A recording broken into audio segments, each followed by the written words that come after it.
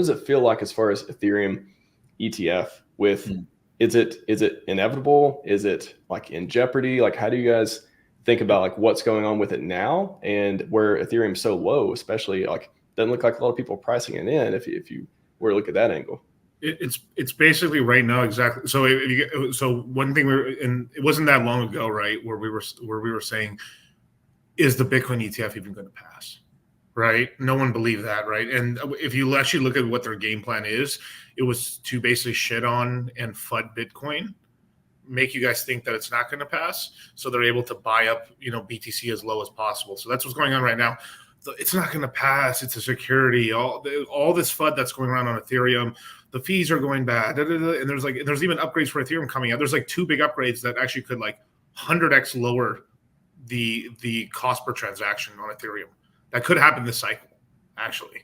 One of them I know for sure. One of them, it just depends if they're going to end up doing it or not, right? And whether they're able to fuse them together. But and this, it's not even just sharding alone, but it's just the crazy thing where like they just run this sort of this FUD campaign in order to scare people because they're actively buying. BlackRock.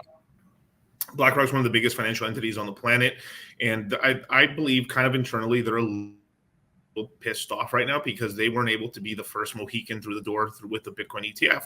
So as soon as that happened, they applied for the same thing that Charlie, I think you remember which type of, it wasn't an ETF, but I think it was almost like a Grayscale fund, right, for Ethereum. They try to pass. Oh, right, like they had an index and stuff. Yeah. So BlackRock saw that like the way that Grayscale and all these other funds were able to get ahead of them first is because they kind of filed a kind of Grayscale type fund first, and then through that they were able to then jerry rig the Bitcoin ETF through that. And that's kind of what's happened there. Is as soon as they saw that they were going to lose the race, they were going to be the first ETF, and they're now the most dominant ETF anyway. But still, they went ahead and did the same plan that worked for Bitcoin on Ethereum and passed like an Ethereum Grayscale fund, essentially, not through Grayscale, but just for people to understand what it is, a fractionalized share ones where they really couldn't move it and stuff without permission. But from there, I'm pretty confident that it's going to be BlackRock this time around because they were kind of the first ones out the gate to do it. And now there's a track record of this stuff's worked out too. And this has also taken the wind out of the sails of the SEC. It's hard to call crypto a scam when the thing they're saying is scamming only keeps going up and to the right. It's, you know what I mean? And then we just had the Bitcoin ETF. I mean, the Bitcoin halving happening, the ETF passing. Bitcoin went from like 900 coins a day to 450. I think on a daily basis, most of these ETFs are buying over 400 Bitcoin a day. They're DCAing 400 to 500 Bitcoin a day. Which is all the mining Bitcoin that gets mined in a day is basically 450 of them. Yeah. Right. Yeah. So, and I want to say one thing because just reminded me of something, right? Like the exit liquidity of this cycle is going to be Vanguard. Quote me on this, write it down. I'm telling you right now, because Vanguard is like, being an ostrich with its head in the sand. They just don't want to adapt to the new code. It's so crazy because they pretty much revolutionized the whole space with ETFs and mutual funds. And they're the ones that just don't want to jump into crypto, which is pretty hilarious. So they're going to be pretty late. They're going to lose a lot of market share over time because of this really dumb decision here. But they're going to rectify it. But I believe that they're going to come in pretty late and be exit liquidity. Yeah. Yeah. And there's 3 other things you need to know about the Ethereum ETF. I would say the most important thing is that the CFTC has already declared Ethereum as well to be a non-security, just like the SEC did for Bitcoin. And the reason why you can kind of hang your hat on that a bit is back in Q4 of last year, the Ethereum futures ETF, right? So a leveraged ETF was approved and put on the Chicago Mercantile Exchange, the CME, and that basically was approved by the CFTC. And it wasn't really talked about all that much because like, oh, yeah, another futures contract, whatever, right? But the reason why that's important is because the CFTC would get in trouble if Ethereum was later labeled a security. They'd get in hot shit, right? They'd get really deep. And so there's a few people in the CFTC saying like the SEC doesn't really have any grounds to stand on. Now, the number 2 thing that's interesting is Larry Fink from BlackRock said, well, even if Ethereum gets labeled a security, we're still going to go ahead with the ETF. So then the most important thing after those two things is the number 3 thing, which is BlackRock's final deadline for an Ethereum ETF, because not only has Larry Fink said it doesn't matter if it's a security or not, we're going to approve it. That date would be August 7th of this year.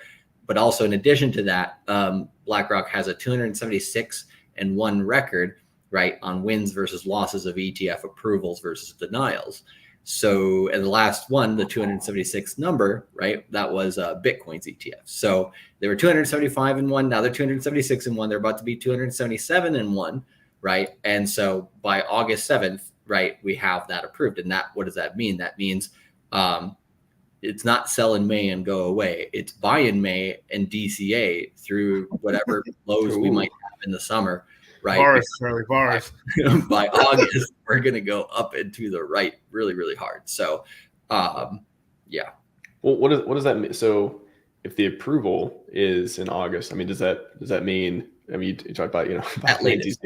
like at the latest. So that the time only other between chance, the only other chance before then is May 23rd, right? And going to DCC's point right there, BlackRock doesn't want to be last. It's the same thing back in January. The final deadline for ARK Invest was the one that got improved. BlackRock's actual deadline for Bitcoin was in March of last year, or sorry, March of this year, right? So it got approved one quarter before, or one deadline before for BlackRock, because ARK Invest was before them. So ARK Invest final deadline for Ethereum is actually May 23rd as well.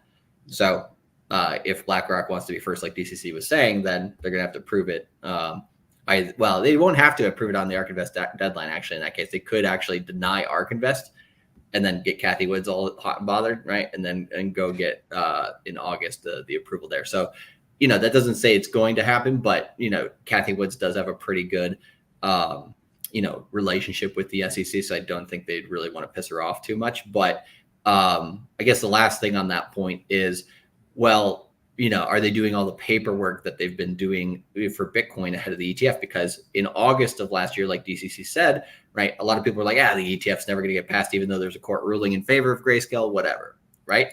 September, people were like, maybe. October, like, oh shit, it's probably happening. November, it's like, it seems like it's happening. December is like, it's probably happening. January, Goldman Sachs says it's not happening, so therefore it is happening, And so we'll probably have that same kind of sentiment going throughout the next few months. But we already have the DTCC website, which is where a lot of the ETFs, as they're looking to get approved, list their information. And we've already had, I think, Franklin Templeton, Fidelity, and maybe one more get listed to that site already. So that means, basically everything's in progress, and we should get it now. Ethereum the only difference with Ethereum's ETF is some of the ETF applicants are looking for the ability to use staked Ethereum as part of the ETF to give a dividend and stuff like that, or something along those lines. That's the only difference between the Bitcoin approval and the Ethereum approval, because if they just match the Bitcoin approval and they just say, okay, everything we did with Bitcoin, just take that all over, put it on Ethereum for the ETF, good to go, right? They could do that. That'd be the easiest way to approve it. But if they're looking to have staking in on the first group of ETFs approved, then that's where I think things can get mucked up, really, because that's where Gary Gensler has a little bit of a leg to stand on when it comes to, being able to fight it, which obviously he's going to want to fight it tooth and nail, because that guy's, who he is.